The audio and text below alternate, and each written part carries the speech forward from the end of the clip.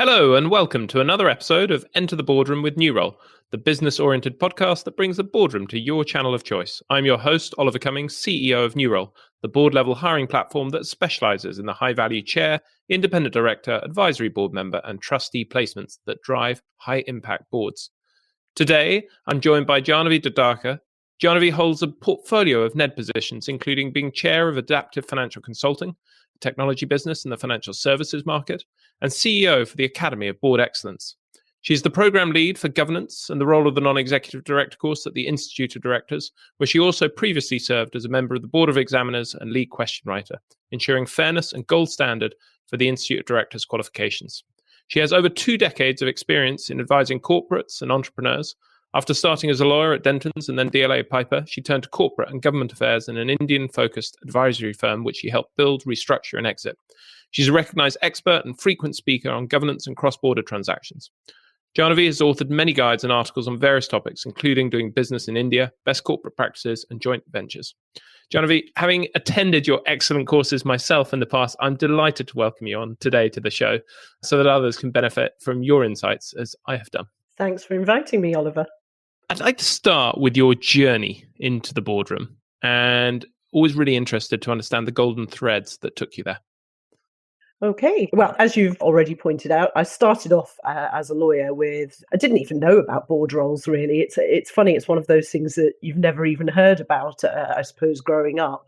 But I started off in a law firm. We were doing massive transactions with studios. So at that level, you're only dealing with executives and managers. So again, no real connection with the board, except that you'd always have to get them to sign things off. However, I started doing a lot on IP transactions, where I started representing some very well-known entrepreneurs. And I was doing things like option agreements, etc. So when I was doing those, then I did come close to some really big name entrepreneurs. And when you get to hear their story, you start thinking, wow, this is interesting. Actually, wouldn't it be good to be in control yourselves of your organization and sort of leading? So I think that was my first sort of connection to boards. But then I took that decision to sort of take the risk of going off into partnership on my own, leaving the big city and trying something a bit different, because apart from anything else as well, we were acting for studios. I wasn't acting for the talent side, wasn't acting for the actual people who I thought, this is what makes this exciting. So moving into our own firm and cross-jurisdictional, there was a real niche there, because this was when India wasn't popular. And Western companies wanted to get there, and Indian companies wanted to come to the West, but it was a restricted sector, the legal sector. So the big firms were trying it, but they weren't successful. They weren't quite understanding how you do it. So we found a little niche there, and we were able to set up advisory firms. Now, at that level, when you're doing the cross-jurisdiction stuff, one, you're working with families, you're working with some of the big multinationals, and also India is quite different in that the big multinationals are still sometimes family-owned companies. So having looked at it at that stage, I'm actually advising boards on this cross-jurisdictional transactions. And the last thing they always wanted was a lawyer saying no to them. They want a lawyer that understands both sides, but how do you get it done? And I found actually I really enjoyed that. It was much more strategic. It was much more, well, what do we need to do, knowing that these are good governance frameworks? What do we do? So I really enjoyed that. And being a lawyer, I probably knew that I was what we call in English law a de facto director. And the regulators don't really understand that if you want to be a shareholder, a strategic partner, and a director and be their legal advisor. So it was one of those things. It came at a good time for me, because we had a really good opportunity to exit our firm, because the big firms that India was opening up, people wanted our firm, etc. So there was lots of opportunities for us. So having exited, I thought this is a good time to sort of reevaluate. And I'd been sort of invited onto the Board of Examiners by the IOD for their governance frameworks, etc. And at the same time, some of these boards that I'd helped with transitions, they were like, well, Janhavi, will you stay on? Particularly those coming from India to the UK side would want somebody that understood the UK framework, etc. So it would be like, will you just stay on, at least do some work with us? So I was in a fortunate position that I had this opportunity to do the governance work with IOD, but also I was getting these opportunities. And so that was my sort of first foray into doing boards. And I found I actually really enjoyed it, and sort of being able to choose the different stages of growth for a business and saying, where can I really add value? So that's how I got into the boardroom. Brilliant. Well, it really shines through. One of the things I really loved about your courses on the role of non-exec is that you clearly bring that lived experience. There are lots of courses out there that are very academic, and you sort of sit there thinking, have any of these people actually been in a boardroom? Because this is certainly not my experience of it. Whereas you bring that real lived experience, and I'd love to sort of bring some of that to light and just talk through that governance framework. And the IOD's framework has the sort of 3 dimensions to it: knowledge, skills, and mindset. And one of my experiences of going through that with you is that there are a number of points where I'd sit there thinking, well, yeah, I've been on lots of boards, I kind of know what I'm doing. Then suddenly you come up with something and I'd be sitting there go, ooh, I didn't know that. Ooh, I better check that. Oh gosh, I didn't realize I was supposed to be doing that. And I'd love to be able to bring that for those listening. Maybe you could go through those 3 different areas around knowledge, skills, and mindset, and just touching on some of the, I suppose, the key pinch points that you often see people struggling with. So I suppose a bit like myself, people end up in the boardroom not really with a career pathway to being in the boardroom. I don't think in all my time that I've been working with boards, I've had many people, if any, say to me, no, I always knew I wanted to be a board director and I set my sights on it and this is how I did it. And that's the starting position with the knowledge bit for me. That for any other job in the world, what do you expect?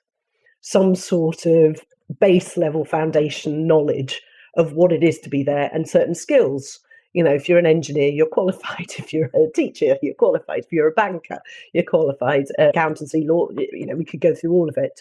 So the only 2 that don't have to be qualified, I suspect, are directors and politicians. So, and the raison d'etre of the IOD was really to raise standards of directors. But of course, it's horses for courses. An SME, an entrepreneur, very different to if you're in a listed company. Nevertheless, there is this foundation level, which for me is fundamental for people to understand that we have a company and we are running a company.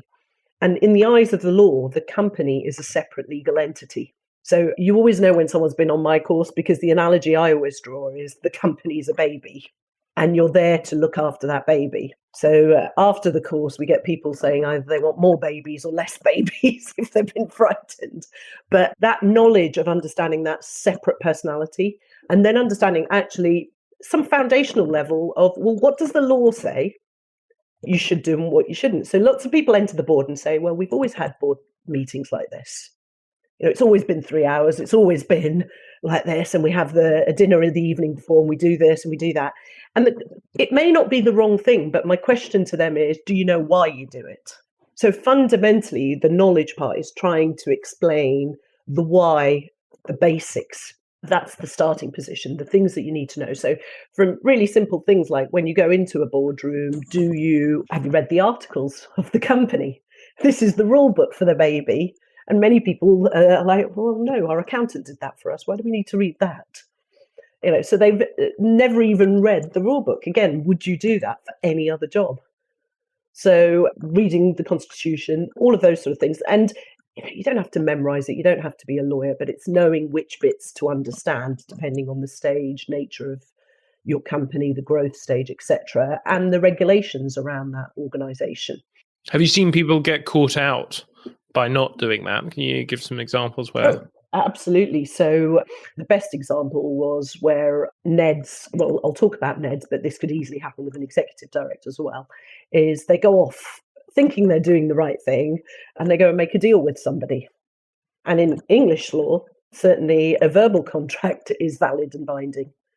Now, the reality of it is, there's some law behind this as well. But if your articles say you should not have done that deal, that is a personal liability on a director. They may say, yeah, but this is great.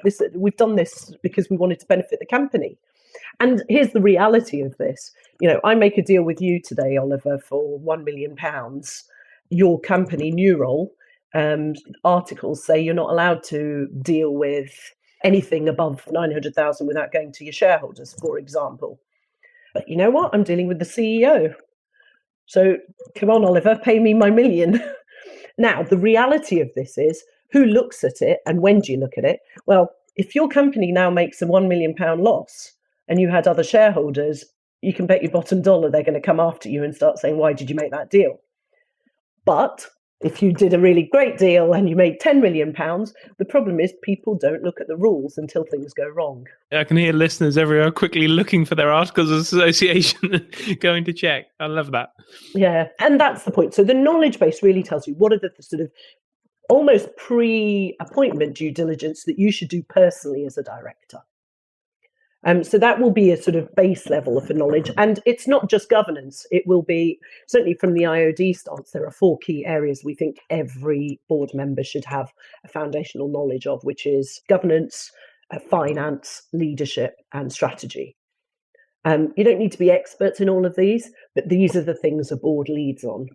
So if you're leading on these things, wouldn't it be good to be able to ask the right questions? And when you say leadership, what exactly do you mean by that? Because that's obviously broad. That's another 2-day course at least, Oliver, but the tone comes from the top. You lead on vision, you lead on culture, you lead on purpose. When you say sort of new directors or directors coming into a new company for the first time should be going and doing due diligence in these areas and the knowledge.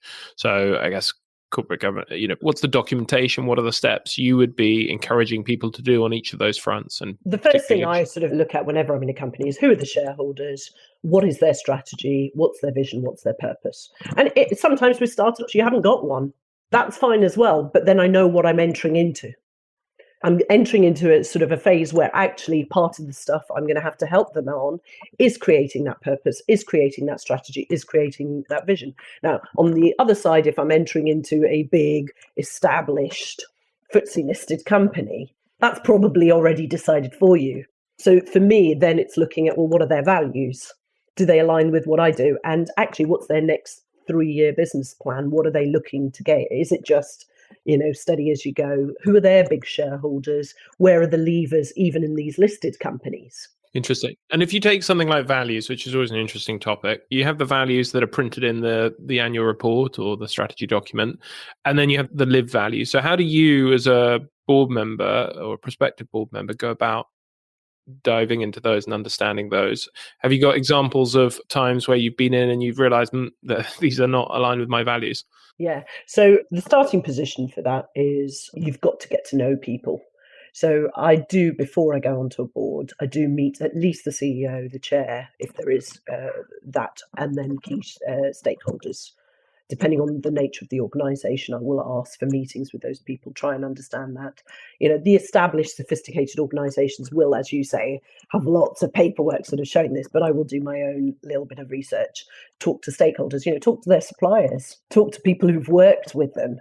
Is it really lived values, or is this all just PR? Yeah, nothing better than a disgruntled former employee to speak with to really get the insight. Well, so I think Glassdoors is great for that. There's a lot of things out there now that you can do it. And, how you evaluate that is your choice then, whether you want to go into it. This is not, I'm going to say, right, no, I'm definitely not going in. And the reality for a lot of boards, you've sort of hit the nail on the head. You can do a bit of due diligence, but you don't really sense it until you've had a few board meetings.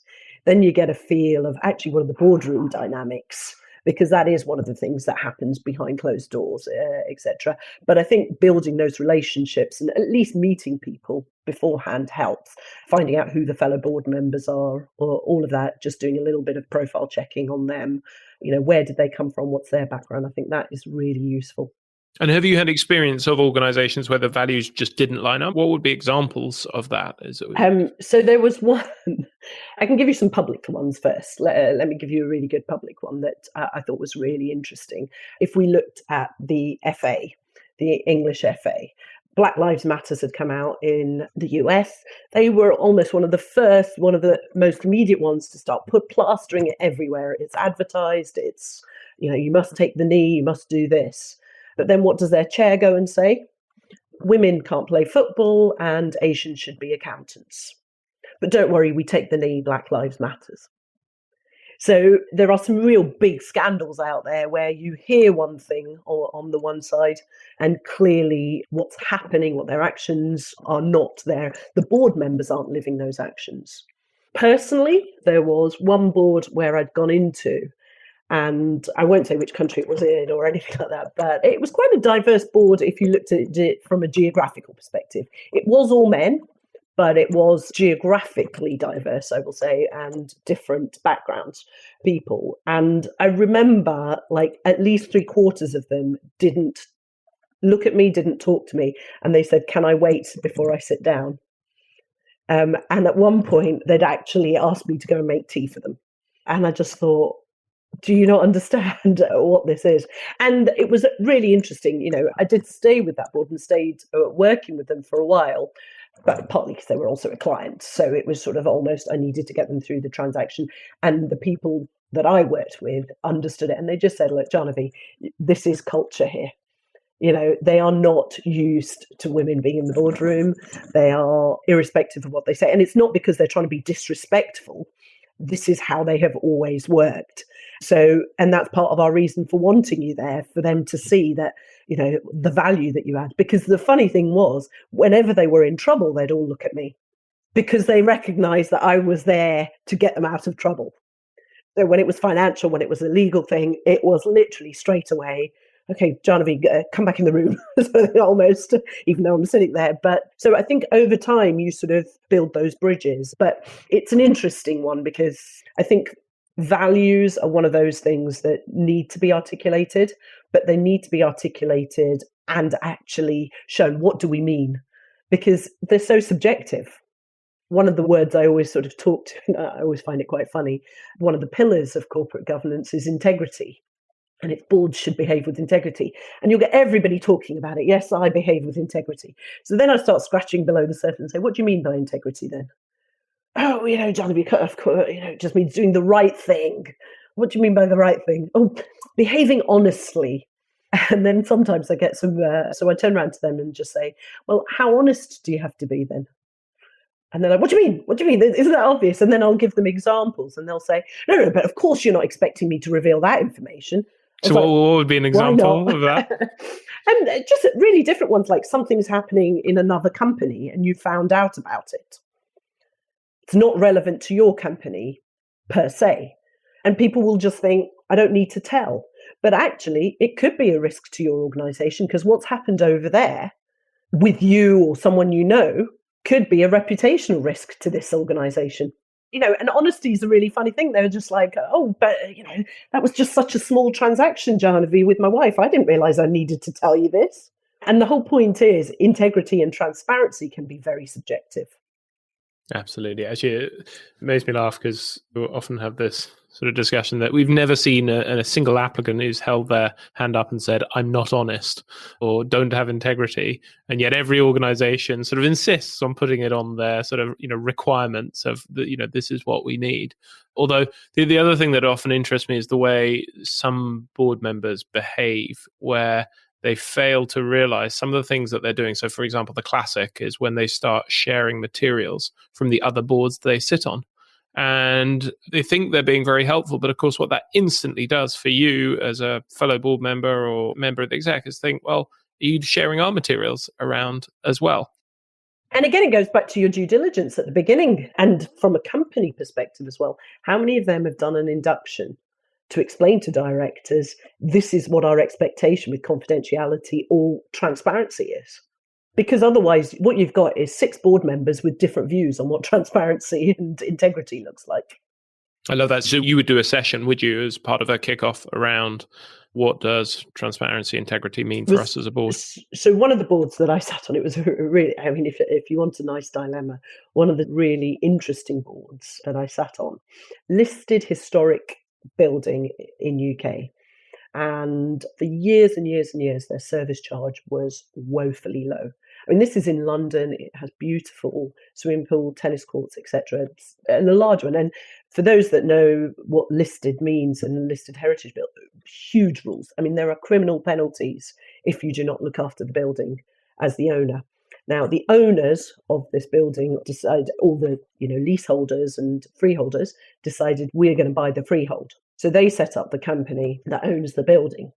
Now, how many leaseholders understand English listed heritage laws, property maintenance for a something like this. So, and they decide the service charge. So what do they think is in the best interest of this organisation? Keep it as low as possible.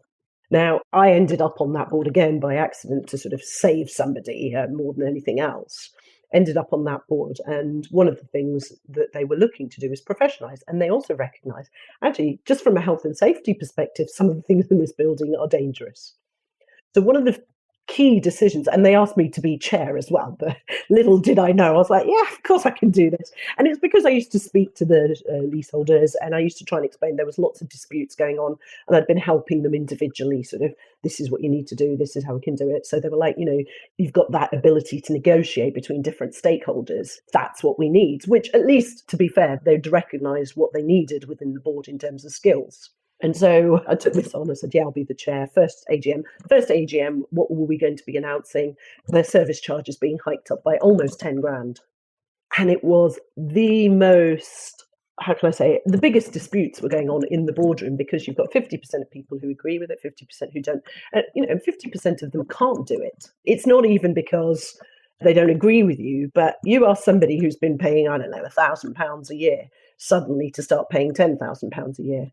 You're talking, we used to have, I remember a comment, and I've got to be really careful in case people watching this that know it, but I remember a comment about, what was it? Poor people shouldn't live here. And I know that, they didn't mean it like that, and I know that wasn't, but I was just like, you've got to be so careful how you speak when you're in that position.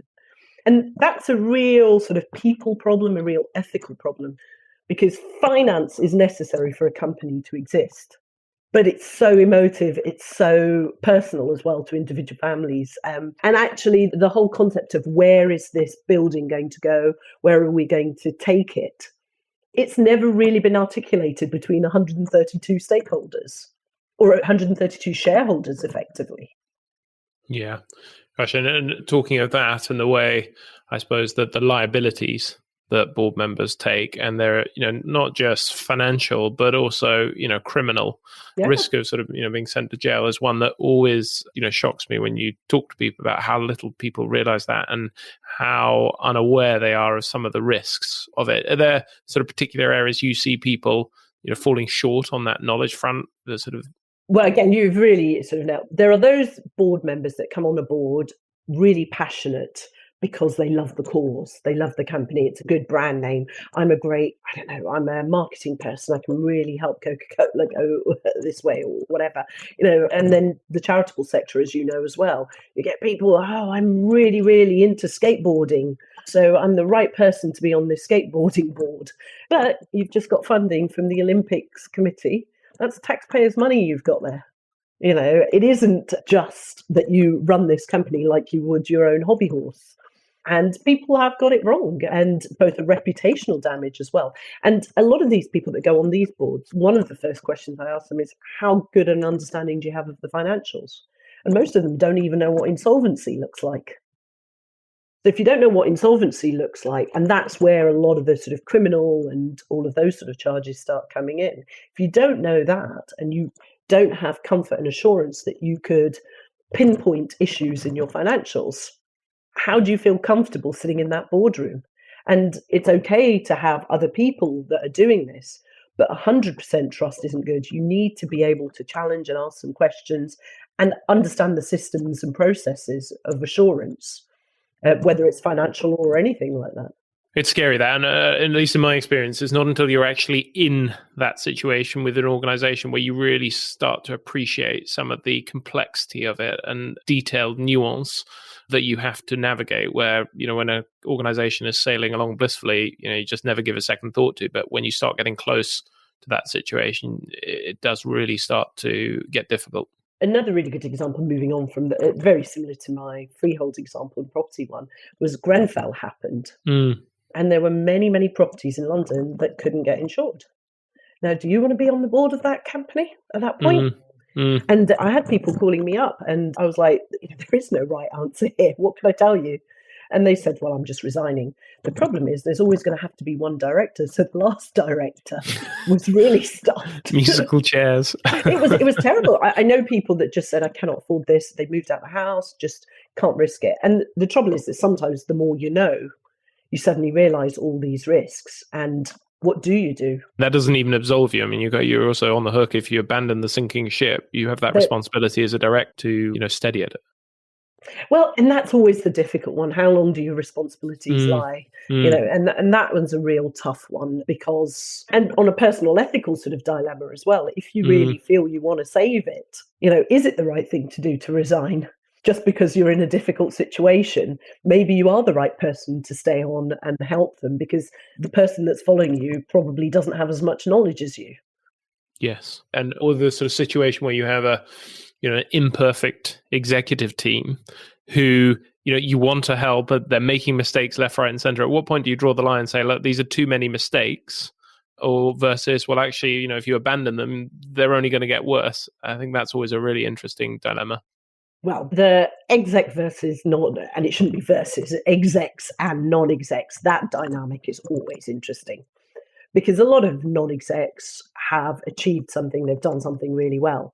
And our temptation to management is to say, why aren't you doing it the way I did it? And that's something I try and really resist, having had my own businesses, having been in that executive position. I want to bring that experience to the table. But I shouldn't be there saying, well, in my day, this is how we did it, and this is how I was successful. But on the other hand, we've all come with our own biases as to how things should get done. And I often have to sit on my hands, and it's just like, I just want to go, this should take 2 minutes for them to fix this. Why aren't they doing this? It can be really painful if you've been successful, you've done that, and you're actually working with an exec team that you see as not performing. You have to be courageous as a board as well and know when actually to ask the right questions and say to management, are you really telling us the truth? Is this really happening?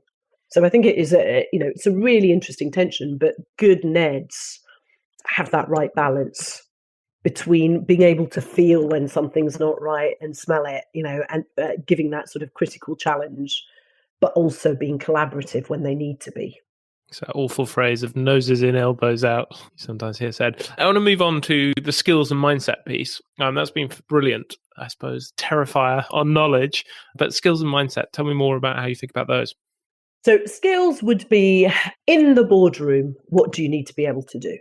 And the interesting ones for me are you need to be an influencer, you need to be persuasive.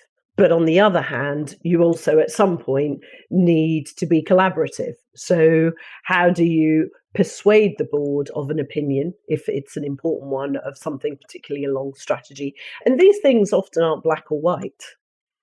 So it's not that one is absolutely right and one is absolutely wrong or anything like that, but it's how do you move people? And I love all this sort of work that's being done on nudging. And I really think that is something that boards and individuals should get better at. How do you understand nudging, not just within the boardroom, but with your stakeholders? Because particularly when you're in a larger organization with multiple stakeholders, for me, it's how do you make sure you're aligned with the important stakeholders? And in this day and age, I think that is one of our biggest challenges. There is a real disconnect sometimes between corporates, the board, and wider stakeholders. Can you give me an example, and how do you go about ensuring that alignment and managing those relationships? So I see it a lot, I think, in charitable organisations because they will have a real passionate cause about something. But there are so many nuances to those people in those charities. Membership organisations can be similar to that. So I suppose I can give you an IOD example actually here.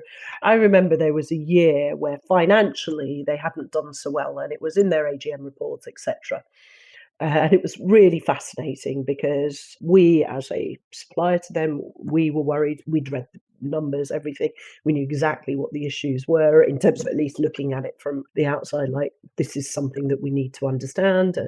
And we worked quite closely with the management team at the time, the execs. And I told all my colleagues, look, we need to be there at the AGM to help them out here, because it's not going to help any members if they get too disruptive, if they just take this as right, that's it, sack the whole thing. These people are trying to tackle it. We know where the issues are. So we'd sort of got a few of us, because we're all members as well of the IOD, as well as stakeholders in the supplier sense. So we'd gone to this meeting, and I was fully expecting the chair to have all sorts of questions thrown to them that would be really hard to answer. Guess what the first question was that a member asks? Why have you closed the library down? The second question was, why have you stopped using glossy magazines? Now, we laughed, but that was something that members thought is so important to them. And these were people that have joined because maybe they had a library to go to. So when you've got this sort of dispersed group of, and they are shareholders, not just wider stakeholders, they are shareholders. You've got that disparity of what they're there for and what they think they're getting out of this. And for me, really, ultimately, this comes down to clarity of purpose. So for me, a big part of this, and I think IOD has been doing that quite well, is what do you actually stand for? When you call yourself a members club, what do you mean? Now, there will be some members that hate what you say you stand for now because times have changed. And I remember when I first joined, this was a long time ago, so things have changed at the IOD as well. But I was the only female in the room, the youngest person there, and the only bit of colour in the room as well. And I remember someone saying, again, I'm sure it wasn't meant to be offensive or anything, I said, we need more of you. And I knew exactly what they meant. But also, I'd come from a media background. Most people at the IOD were not sort of creative industries. It was a certain sort of demographic of SMEs, FTSE companies, all of that, but not really media and tech. And so I was like, oh, actually, you know what? I'll start inviting my clients here for coffee or something like that, and we can just meet up after at least when they see it, they'll start understanding what the IOD has to offer. And anybody that's worked in media and tech will tell you nobody wakes up before midday. Right. So to try and get them in for breakfast or something wasn't going to happen. So I was like, okay, let's meet up for coffee at sort of 2:00 or whatever. So again, and these are, very successful media execs. One of them turns up in a pair of shorts and a t-shirt, and he's like phoning me from downstairs. This is 116 Pall Mall, which you've probably seen, saying, "Oh, Janhavi, they won't let me in." And I was like, "What? Why won't they let you in?" And he goes, "I've worn shorts." I was like, "Oh, come on! I could have told you not to wear shorts and everything." Next time he comes in with a pair of slacks and shirt, haven't got a tie on, they're not letting me in. And so I raised this with the board and I said, come on, surely we need to move this on. If you genuinely want people from more diverse backgrounds, you've got to recognise where the world is as well. And so it's simple things like that. And they could have made the decision, no, we want to stay as a shirt, tie, and some members clubs have. So you have a clear, distinct proposition for your members. So that's fine too. And there will be people that disagree with it. But at least you've been clear then with your stakeholders. And for me, that's the real important point. Being really clear in your purpose, your strategy, and who your priority stakeholders are. Yes. Then if people don't want to be with you, you accept that. Yeah, love that. I'd love to talk a bit about decision making, which is one that always really interests me. There's so much science now around decision making, and I think it's evolving so quickly, especially in an online hybrid environment, of how good decisions are made. What's been your experience of that? What do you see people getting wrong? What do you see people doing really well?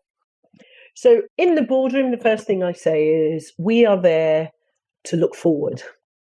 So we should be almost thinking about problems that can happen before they happen. And this comes quite nicely onto the mindset side of things. For me, we have to sort of move away from the operational side. And therefore, to help us with our decision making, if we are thinking about problems that may happen in the future before they happen, we set the processes and systems, protocols for our way of thinking. It's not the decision I care about per se, it's how did I get there? And so for me, a big part of working with boards is what is our process for decision making? And what are we doing about our blind spots, the things that can happen in the future? As you know, one of the things that I think is a huge dilemma is sort of social change agendas that are happening. And, the Black Lives Matters movement and how corporates reacted to that. Globally, it was really interesting if you look at it, and it brings a sort of international aspect to this as well. It was really interesting. Black Lives Matters was happening in the US, but was sort of a similar time to lockdown as well. Lots and lots of UK corporates immediately put something on LinkedIn, immediately do, right, that's it, we support Black Lives Matters. I'm working in Africa or Asia, places like that. None of them were putting things up.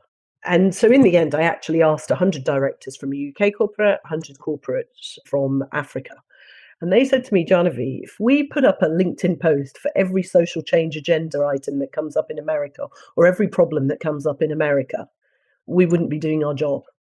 And they said in Africa, we're used to these sort of things even more frequently as well. That's not what our business is. Unless that's our, raison d'etre of our business, we're not going to get involved in that. Unless it's part of our key stakeholder mapping and analysis, we're not going to get involved in that because actually we're not being authentic. And sure enough, these UK corporates, what do you think saw about their boards? Most of them were white people who didn't know what to do. And sometimes I think you've got to have the courage to sort of say, this isn't the right thing. We recognize it's a big thing out there, and yes, some of our stakeholders will be really concerned. And maybe it's time to have one-to-one sort of discussions when we can with these stakeholders. But sometimes I think there is this sort of need, particularly in this day of social media, to react immediately.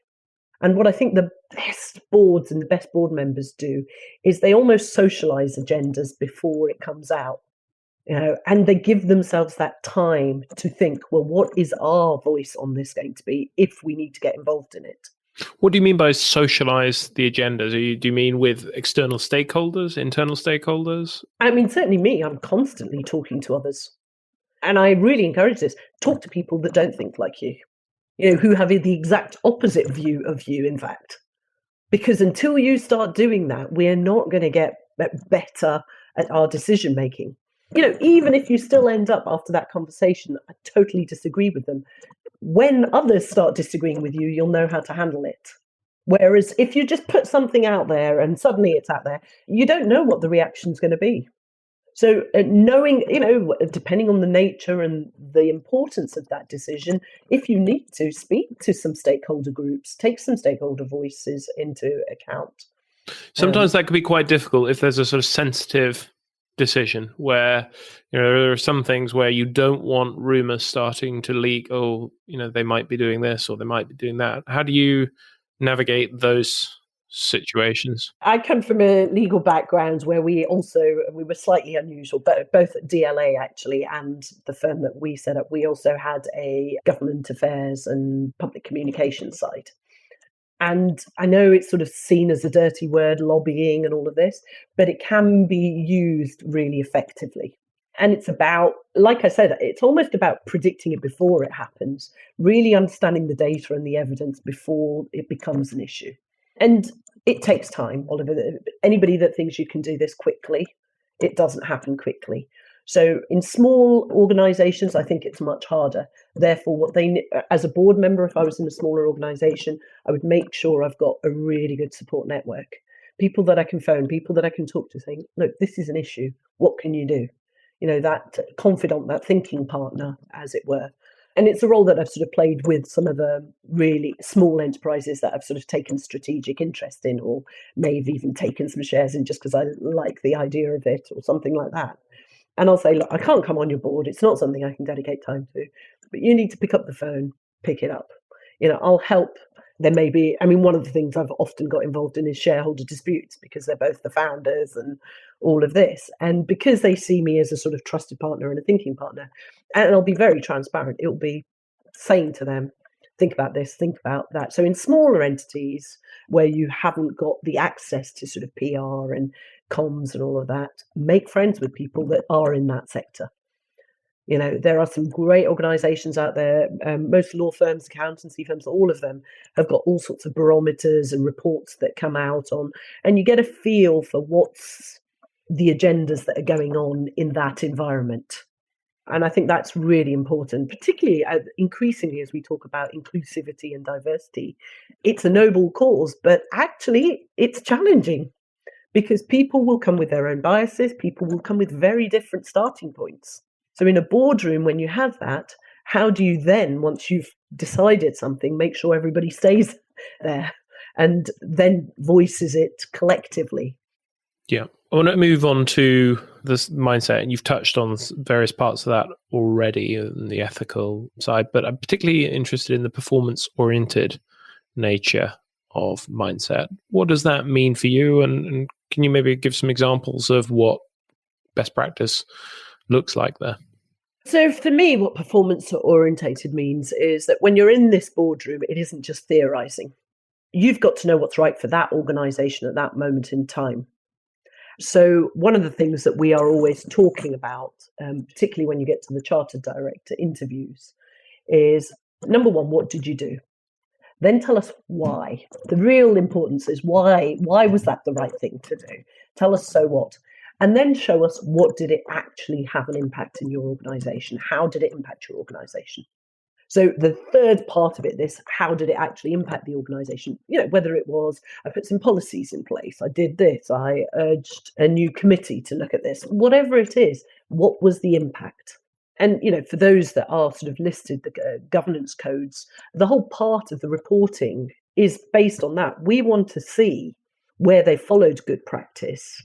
Did it actually have a good effect? Because all these principles they're still subjective and they're very flexible when it comes to governance frameworks. We want to see, how did you apply that principle? And can you give me an example of that in practice? Like, what does that actually look like, tangibly speaking?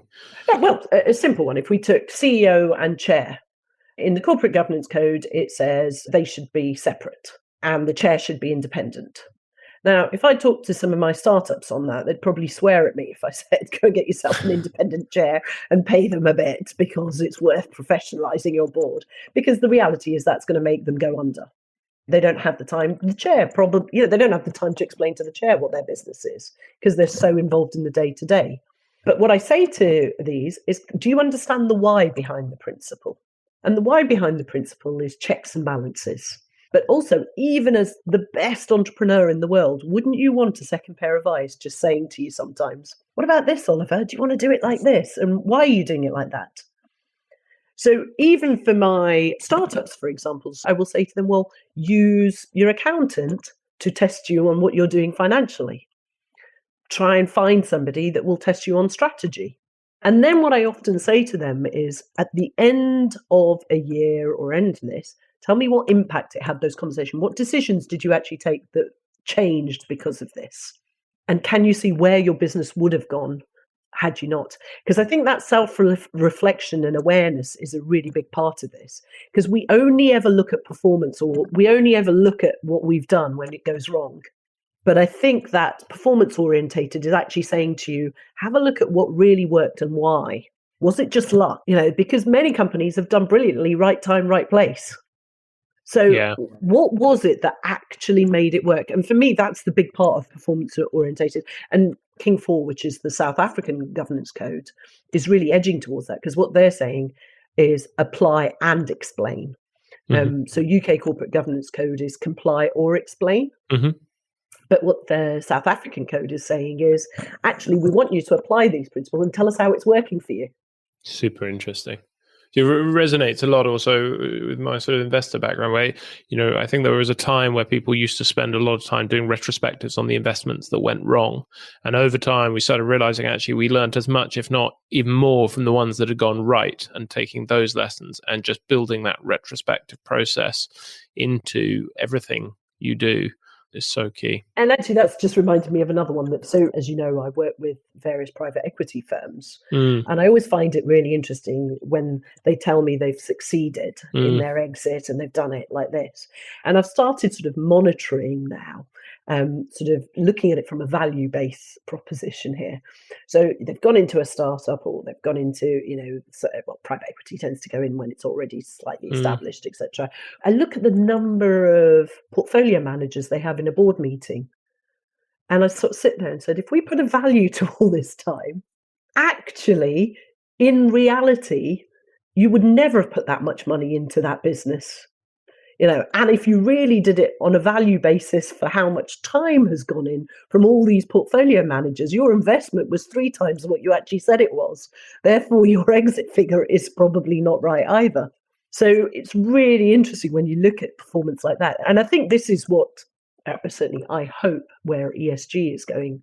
It's all about this integrated concept of value, not just financial. So certainly for me, that mindset, that performance orientated, of course, we will, again, it's horses for courses. We'll look at it based on the company that you're in. what does performance look like for you, rather than these endless theories and debates about, well, it could be this and it could be that, and never making a decision. Yes, just so difficult to do sometimes in practice. Jeremy, I want to move on to one of my favourite parts of your course, the boardroom dilemmas, and you've already sort of touched on some of them. But what's the hardest type of challenge that you see board members face? Maybe it would be great to get an example. And again, for me, it is now the sort of ethical, cultural, social change ones. And I say social change, it may not even be social change. If I can give the example, I suppose, of Russia. Russia goes to war with Ukraine. It's the first time in my lifetime I've seen corporates react so quickly to what arguably is a political issue. Yeah, and certainly if I take the UK example and European example mainly, because this is where we've seen it, where corporates suddenly pulled out. Now, that's it. We're not going to operate in Russia. And interestingly, before the government pulled out, before banking or bankers pulled out, there are massive transactions still. If you've got a mortgage with a Russian corporate, you can't just pull that today. There was a lot of things that happened immediately like that. Now, again, I'm not debating whether it was right or wrong. That isn't the issue for me. But it was very much a Eurocentric view that we must do that. Now, what do global organizations need to do for that? And the second point that I would make there is, have we now in Europe actually said every time a country goes to war, we're now going to pull out of that country? Because at a similar time, there were people saying that China might do something with Taiwan. Korea was doing something. We didn't pull out of Afghanistan. We're operating with other countries that have political issues. So my question mark to corporates is, when you took that decision, what was the basis on which you took it and what values were you setting? Because now going forward, have you now said to people, have we set an expectation that every single time this would happen? Fascinating. You work a lot globally with lots of different cultures across Asia, Africa, LATAM, US, as well as in Europe. What do you see as the key differences that jump out at you between the way those boards operate culturally? Well, I mean, on a practical level, there can be quite a lot of difference. So in some cultures, deference is just inherent. It is very clear that you have to wait for the chair to say something, or the chair and the ultimate decision sits with one or two people. Again, they like the idea of collective thinking, but actually it's just inherent in their culture to be more deferent. In some cultures, they don't like to question in front of each other. So I'm there trying to tell them, look, you're one amongst equals in this boardroom. You should be challenging. They're not going to challenge in front of people. They're going to have the conversation outside the boardroom. So recognizing that that's going to happen in some areas, even the US and the UK, some very, very different practices. So, and this is sort of well documented, so I hope I'm not saying anything to hugely offend the US people, but they are much more shareholder price driven. And it's really interesting. And it's something that's been talked about culturally in Asia and Africa for centuries. The academic theories have come out in Europe more recently. It was almost inherent in their culture that when you set up an establishment, you are there not just for yourself, but for the community around you. That was sort of inherent in it, and it was inherent in that. And one of the things I really like to sort of talk about from that mindset perspective, which I haven't quite found the language for it, but when you go to the East, there is a real flip in how leadership is viewed. So as a leader in sort of the culture in the East, the inherent sort of ones, duty is more important than rights. In the West, we talk about rights. So it's my right to be treated properly. It's my right as a shareholder to do this. It's that. The argument in the East is, no, it's the leader's duty to look after you. And if everybody does their duties, rights are taken care of. And from a governance perspective, there's something in that, I think, because, again, leadership theory has moved on. And I hate the phrase. And whenever I talk to my leadership colleagues, I keep telling them, can we not find something? But this idea, everybody's sort of saying, oh, servant leadership, what a new idea. And I'm like, it's not servant leadership. That's not what it's actually inherent, like I said, in other cultures. This idea that as a leader, we are part of everything. And someone does need to take the lead sometimes, but they've got a duty to look after. And there will be times where they're not the leader.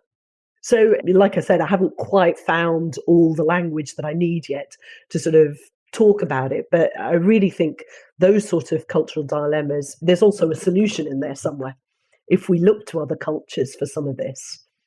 And like I say, when you've got, let's say you've got a global board, you've got people from different cultures, how do you make sure those that inherently keep quiet talk and bring their voice to the table and not have it outside? How do you make sure there aren't some dominant voices just because that's the nature of their culture?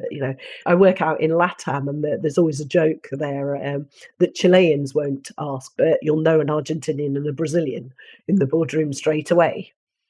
So, those sort of, and I think the starting position is recognizing those cultural nuances. As a chair, I think it's a really important role that you play, understanding these sort of personalities and cultural norms that might be different within the boardroom, or because you've gone to another country, it might be different. And being adaptable, I think, as a chair is one of the things that I've really learnt. You have to adapt your style based on the audience in that boardroom so that you facilitate the best discussions for decision making. Okay, super. It brings me on to your sort of, what you're working on improving as a board member. What is your focus? And then I'm also always really interested to understand how you think you're better as a board member now than when you first started in the role. Oh gosh, that's. I think when I first started, I was probably far too much hands-on. I recognise that I just wanted solutions, probably because of my executive life. There you were in charge, you did sort things out yourselves. And so when I started going in the boardroom, I really was like, well, this is the obvious solution. Let's just get on with it. And I'd want to be there, the one talking and mediating to get things sorted. One of the things I've learned, and hopefully I will improve on, is actually you're not the right person to sort it out sometimes. Why is that better, do you think? Because I think if people come to the solution themselves, they are more, they're more motivated. It's the coaching philosophy. Yeah. So I definitely think that, particularly as a nerd or a chair, I've got to move away from thinking I know the answer or this is the way to do it. I've got to sort of allow people to come to the solution themselves.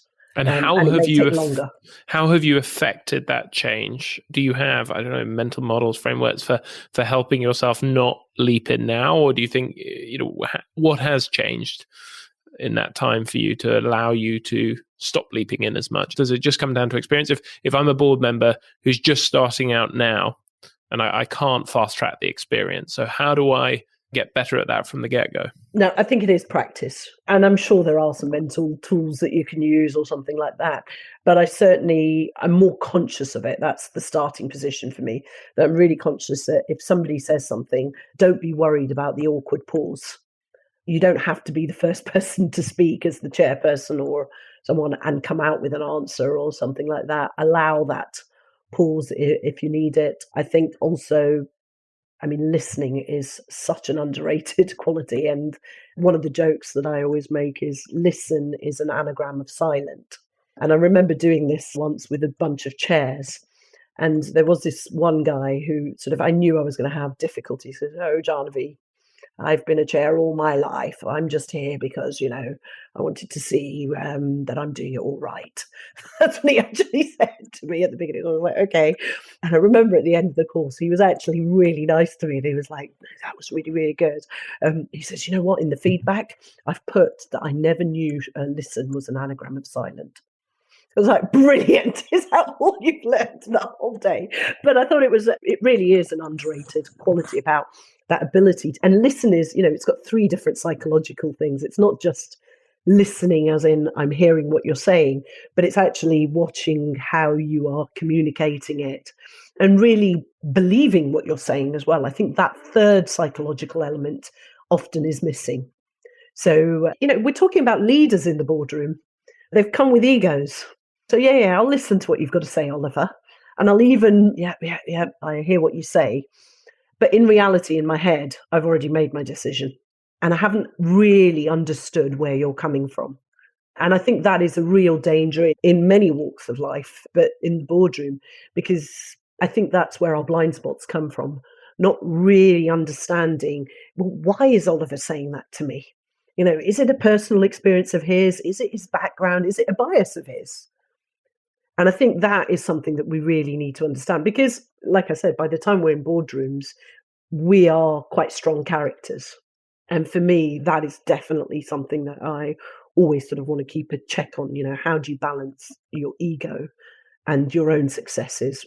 Of course, you've got to be confident in the room. Of course, you've got to be persuasive. But how do you still allow for that open-mindedness so that actually your thinking can be better? It reminds me actually of a book called Critical Conversations, where one of the sort of key insights they have is, you can't change someone else's opinion, you can only change yours. And when you change yours, you will end up changing theirs. And that the idea of putting the thrust of your efforts on understanding them and changing your mindset, and often by doing that you end up changing your mindset or you end up changing theirs because of the questions you're asking and why you can't solve your position, I think has been such a helpful one. And that's the exact point, isn't it? Don't ask questions in a way that you're trying to put down, those board members that sort of get up and it's to try and sort of show how much they know about technical EBITDA and financials. It really, there's no point in a boardroom doing that, the grandstanding, because the reality is good execs know how to bat it back anyway.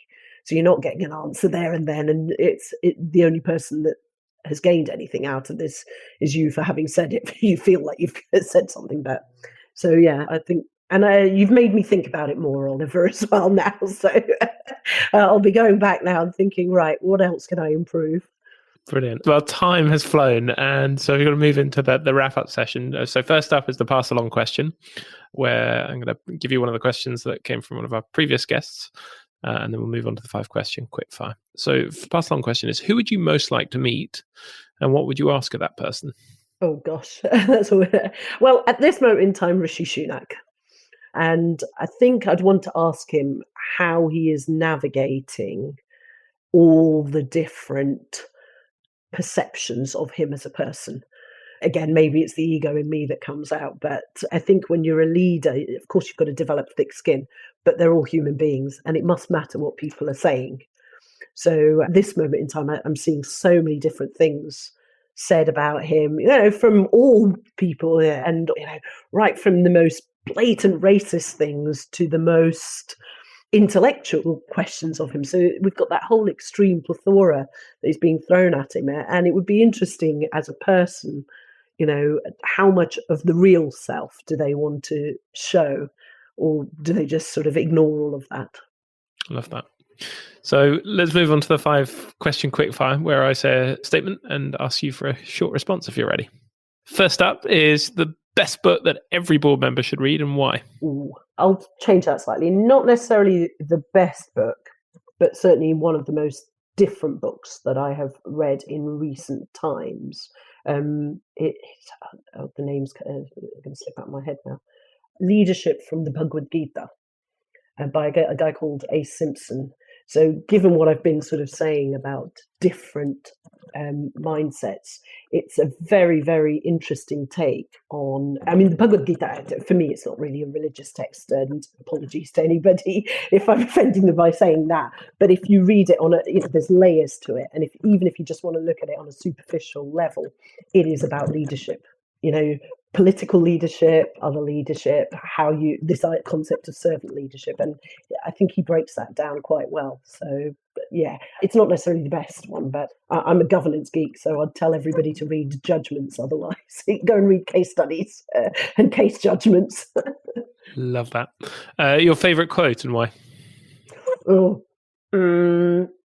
there's a quote by Gandhi again that I really like, that we have enough for everyone's needs, but not enough for anyone's greed. And again, I just think that's so important that we start looking holistically at corporate behaviour. Love that. Your best ever holiday and why? Ooh, Belize, loved it. It's just phenomenal. And it's a place that not many people know, but it has everything, adventure, relaxation. The food was fantastic. So yeah, I think probably although I've just come back from Vietnam and Cambodia, and I would definitely say that's my most enlightening holiday, because incredible countries, talking about wars and stuff like that, it is incredible how the people have reacted. They could easily be bitter and really sort of, either hate the French, hate the US, hate the Khmer Rouge, whatever it is. But not once did I hear the word hate. So for a different reason, Vietnam and Cambodia is going to go up there as well. Brilliant.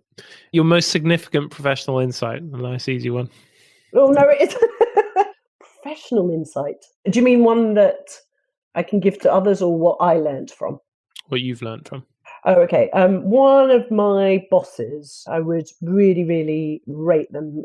The amount of sort of hard work and time they put in, for me, that was just inspiring. That you don't get these things easily. And for me, that really inspired in me the idea of hard work. That, people that just want to get things, and there are careers out there which I suppose you can just get from good PR. But ultimately, I think you need that depth, and he really taught me that. Brilliant.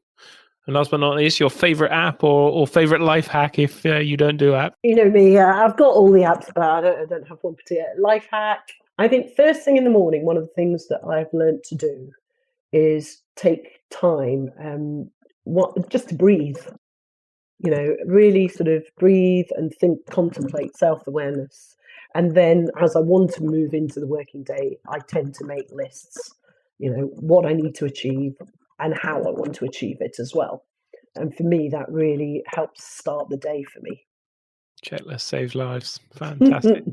Janhavi, thank you so much. It's been such a privilege. As always, I've learned masses from this conversation and hugely enjoyed it. So thank you. Thank you, Oliver.